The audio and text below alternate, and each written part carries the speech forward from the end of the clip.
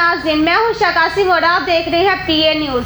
सबसे पहले आज की अहम खबरों से आपको आगाह करते हैं। सबसे पहले खबर शामिल करते हैं चौधरी मोहम्मद हुसैन अडाई की इस रिपोर्ट में।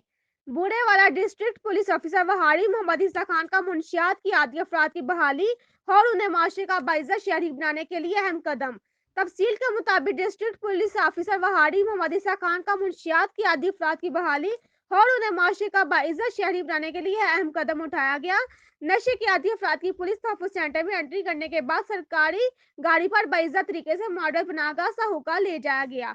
डिस्ट्रिक्ट पुलिस ऑफिसर वहाड़ी मोहम्मद इसा खान की काविश से कायम मॉडल पनाहगाह में नशे के आदी अफराद को दाखिल करके इनकी हेयर कटिंग और शेव करवाई गई, जबकि नए कपड़े भी लेकर दिए गए।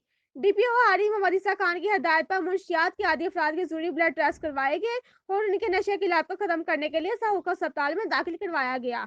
डीपीओ वहाड़ी मोहम्मद इसा खान ने डॉक्टर से खसूसी मुलाकात भी की और उनको बेहतरीन इलाज मुआवजे की सहूलियात फराहम करने की हदायत भी दी, जबकि दरबार हाजी शेरवान साहूका के ताउन में नशे के आदी अफराद के फ्री खाने का इंतजाम भी करवाया गया।